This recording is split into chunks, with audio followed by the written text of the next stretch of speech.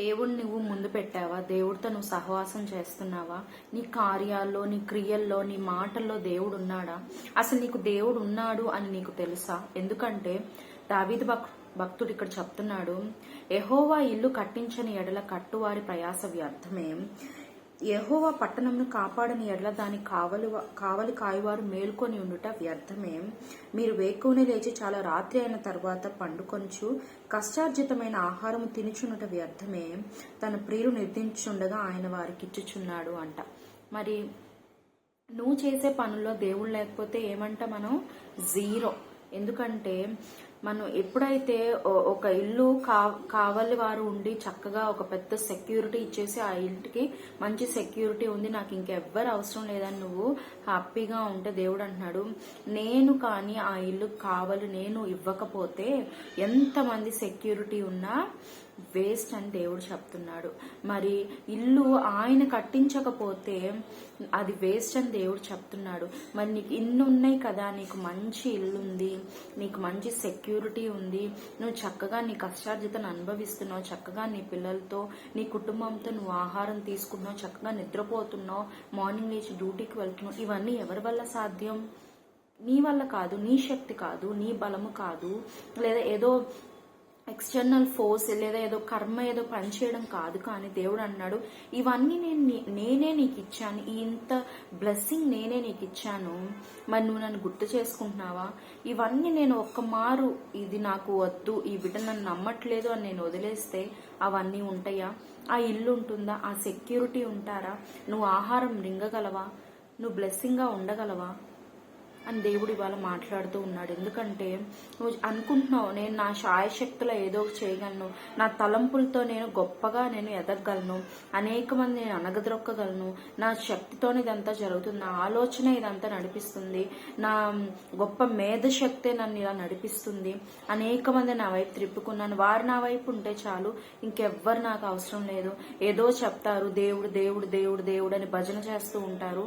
నిజంగా ఎక్కడున్నాడు? నా కష్టం కదా ఇది, నా ఫలితం కదా నువ్వు అనుకుంటున్నావేమో. కానీ దేవుడు అన్నాడు, నేను చేయకపోతే ఇది నీకు ఉండేది కాదు, ఇది నీకున్నదంటే దాని అర్థం నేనున్నానని, నేను నీకు హెల్ప్ చేస్తున్నానని. కాబట్టి నువ్వు ఇప్పుడైనా నా వైపు తిరిగి నువ్వు నన్ను వెతికితే బాగుంటుంది. నువ్వు నన్ను ఆ యొద్దకు వస్తే నేను నిన్ను ఆశీర్వదించగలను, నా యొద్దకు వస్తే నేను నిన్ను శిక్షించకుండా వదిలేయగలను. అంతేకాని నీ గర్వంతో లేదా నీ అతిశయంతో నువ్వు సాగిపోతే నీకు కలిగి ఉన్నాయన్ని వేస్ట్ చేయని దేవుడు చెప్తూ ఉన్నాడు. అయితే ఆయన యందు భయభక్తులు గల వారికి దేవుడు ఏం చెప్తున్నాడు? తన ప్రియులు నిద్రించుచుండగా ఆయన వారికి ఇచ్చుచున్నాడంట. నువ్వు నిజంగా దేవుని యందు భయభక్తులు గలవాడవైతే, భయభక్తులు గలదానివైతే నీకు ఏదో లేదని బాధపడద్దు. నేను ఇంతలా దేవుని వెంబడిస్తున్నాను, ఇంత భక్తి కలిగి ఉన్నాను, నా పక్క వారందరూ, నా చుట్టుప్రక్కల వారందరూ దేవుడు వారి జీవితంలో లేరు, కానీ వారు గొప్పగా ఎదిగారు, నా పరిస్థితి ఏంటని దేవుడు నువ్వు అడుగుతున్నప్పుడు దేవుడు అంటున్నాడు, నువ్వు నిద్రించుచుండగా నేను నీకు ఇస్తాను బిడ్డ, నీ నోటి నిండా నేను నవ్వు కలుగ చేస్తానని దేవుడు చెప్తున్నాడు, నిన్ను ప్రహర్షంతో నింపుతానని దేవుడు చెప్తున్నాడు. బాధపడద్దు. ఎప్పుడైనా మన జీవితం విరిగిందంటే అది దేవునికి ఎంతగానో ఇంపుగా ఉన్నట్లు. ఎందుకంటే ఆ విరిగిన జీవితంలో ఆయనకి మహిమ ఎక్కువ వస్తుంది. ఆయన గట్టిగా పట్టుకుంటావు. ఎప్పుడైతే నీకు బాధ వస్తేనే కదా నువ్వు ఆయన పట్టుకోగలవు. నీకు అన్ని సమకూర్చి నీకు అన్ని బ్లెస్సింగ్ గా ఉంటే, ఏది లోటు లేకపోతే దేవుడు నువ్వు నమ్ముతావా? అందుకే ఈ కష్టం నీకు వచ్చింది.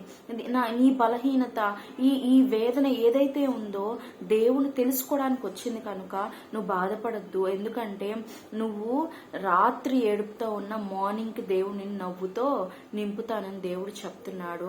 మరి దేవుణ్ణి నమ్ము. ఆ ఆనందంతో పంట కోస్తావంట. ఎప్పుడు నువ్వు కన్నీరుతో నువ్వు ప్రార్థించినప్పుడు నువ్వు ఆనందం అనే పంట కోస్తావన్నమాట. మరి దేవుణ్ణి నమ్ము. తన ప్రియులు నిద్రించుచుండగా ఆయనకి ఇస్తున్నాడు అంటే ఏంటి? ఆయన మనకు వచ్చిందని కూడా మనకు తెలియదు. అట్లా దేవుడు మనల్ని అంతలా ఆశీర్వదిస్తాడు. అంటే నీ కష్టాన్ని నువ్వు మర్చిపోతావు, ఆ బ్లెస్సింగ్కి నువ్వు అలవాటు అయిపోతావు.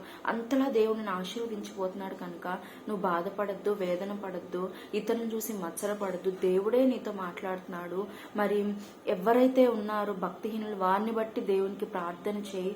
మరి దేవుడు నీతో మాట్లాడుతాడు కనుక దేవుడు నిన్ను ఆశీర్వదించి దీవించినగాక. ఆమేన్.